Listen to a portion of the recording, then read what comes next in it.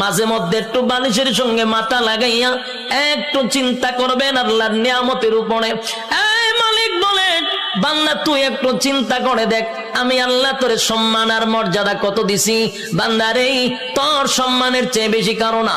আমি আল্লাহ ফেরেশতার এত সম্মান দেই নাই, ফেরেশতা নূর দিয়া বানাইছি, ফেরেশতার জন্য জান্নাত বানাই নাই। মানুষ, তোর জন্য জান্নাত বানাইছি, ফেরেশতার জন্য জান্নাত বানাই নাই। তোরে সুন্দর করে বানাইছি কোরআনে বলছি, ফেরেশতারে বানাইয়া কোরআনে বলি নাই। এত সম্মান, এত মর্যাদা আর এত নিয়ামত আমি আল্লাহ তোরে দিলাম। দুইটা চক্ষু দিলাম, এত পাওয়ারফুল চক্ষু যে তাকানোর সাথে সাথে সাত আসমান একেবারে 500 বছরের রাস্তা আমরা দেখতে পারি। সুবহানাল্লাহ। এখান থেকে তাকাইলে যে আমরা নীল আকাশ তারকা দেখি, তারকা প্রায় 200-300 বছরের রাস্তা। সুবহানাল্লাহ।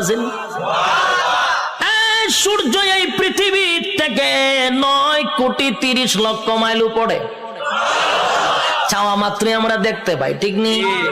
চোখের পাওয়ারটা কি মনে করছেন? চোখের পাওয়ার এত বেশি, বিদ্যুতের চেয়েও মানুষের চোখের গতি বেশি। বিদ্যুতের গতি হলো প্রতি সেকেন্ডে 1,86,000 মাইল বেগে যায়, আর আমাদের চক্ষু এর থেকে হাজার হাজার কোটি গুণ মাইল উপরে যায়। আল্লাহ এত পাওয়ারফুল দুইটা চক্ষু আমাদেরকে দান করছে।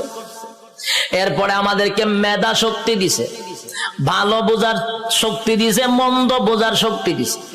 ফেরেশতা কিন্তু শুধু ভালো বুঝে রে, মন্দ বুঝে না।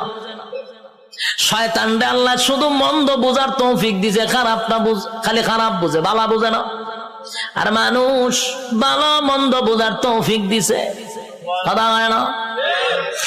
এতগুলো নিয়ামত আল্লাহ দিলেন, হাঁটার জন্য পা দিলেন, হাত দিলেন, চক্ষু দিলেন, মাথা দিলেন, এত সুন্দর করে কাঠামো দিয়া মানুষ বানাইলো। বান্দা কেন বানাইছি? গোলামি করবি আমি আল্লাহ। আর আল্লাহ বলেন তুই আমার গোলামি করবি।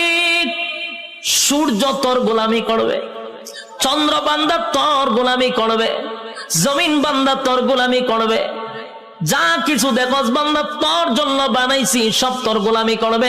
তুই শুধু আমি আল্লাহর গোলামি করবি। কিন্তু মানুষ এত বড় পোল্ট্রি বাজ, মানুষের যে পোল্ট্রি বাজ কেউ নাই, মানুষের থেকে অকৃতজ্ঞ আর কেউ নাই। মানুষ এত কৃতজ্ঞ, একটা প্রাণীর